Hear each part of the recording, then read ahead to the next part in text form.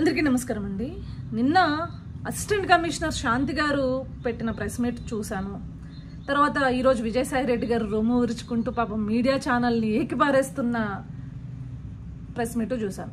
First of all ఒక మహిళగా పాపం ఆవిడ బాధ, నాకు కూడా చాలా బాధ అనిపించింది ఆవిడని చూసి. ఒక మహిళకి అలాంటి పరిస్థితి రాకూడదు, ఒక మహిళగా నేనైతే చెప్పగలను.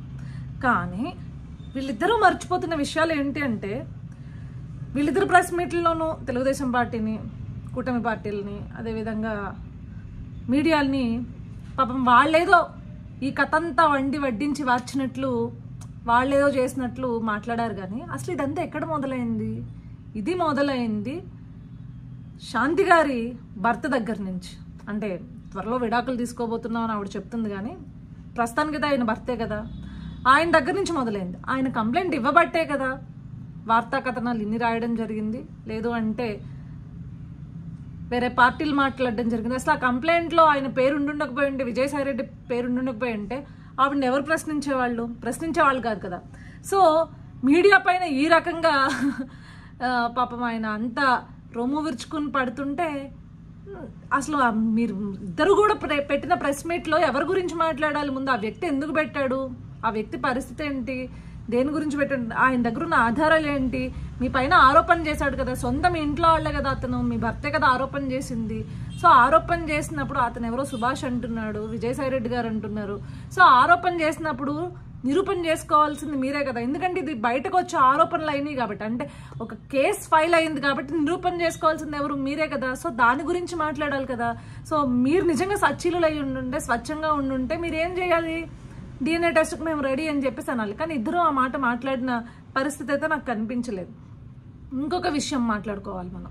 ఆవిడేమంటోంది, నాకు ఫ్రీడమ్ ఆఫ్ స్పీచ్ లేదా, ఫ్రీడమ్ ఆఫ్ ఎక్స్ప్రెషన్ లేదా, సో ఏంటి ఇది అని చెప్పేసి ఆవిడ అడుగుతుంది.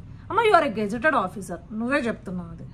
సో నువ్వు అట్లాంటి ఆఫీసర్ అయినప్పుడు నువ్వు ఏ రకంగా వ్యక్తి పూజ లేకపోతే వేరే పార్టీలకి పూజ చేస్తావు? నువ్వు ప్రతి కమెంట్స్లో, అంటే కమెంట్స్లో నువ్వు ఒక ఉద్యమమే చేసావమ్మా, నాకు అర్థం కాలేదు. నాకు తెలిసి ఏ గవర్నమెంట్ ఎంప్లాయీస్ పార్టీ సైడ్స్ అంత ఓపెన్గా తీసుకోరు, కానీ నువ్వేం రాసావు? విజయసాయి రెడ్డి గారు ఇంకా మరి ఆ వైఎస్ఆర్సీపీ పార్టీలో ఏ నాయకుల కింద రాయలేదు, లేకపోతే వైఎస్ఆర్సీపీ పార్టీకి ఒఫీషియల్ పేజెస్ ఉంటే వాటి కింద కూడా ఏమీ రాయలేదు. నువ్వు దేని కింద రాసావు? కేవలం విజయసాయి రెడ్డి గారి అకౌంట్ కింద మాత్రమే ఏమని రాసావు? You are the spinal cord to our party అని రాసావు. అంటే నువ్వు మా పార్టీకి వెన్నుముక అంటే ఓపెన్గా యు ఆర్ అడ్రెసింగ్ దట్ నేను వైఎస్ఆర్సీపీ పార్టీకి సంబంధించిన దాన్ని అని చెప్పేసి చెప్తున్నా. అది ఎంతవరకు లీగల్? అది చెప్పండి. ఈ ముక్క పట్టుకుని మీరు రాసిన, మీ అకౌంట్ నుంచి స్వయంగా మీరు రాసిన దాన్ని పట్టుకుని ఈరోజు మిమ్మల్ని సస్పెండ్ చేసే పరిస్థితి కూడా ఉండింది కదా. అంత ఓపెన్గా ఎట్లా అడ్రస్ చేస్తారు పార్టీస్ విషయము? సో తోకను వదిలేసి, అంటే తలను వదిలేసి తోకను పట్టుకుని వేలాడుతున్నట్లుంది విజయసాయి రెడ్డి గారు కావచ్చు, శాంతి గారు కావచ్చు. ముందు వాటిని దయచేసి కరెక్ట్ చేసుకోండి. Thank you.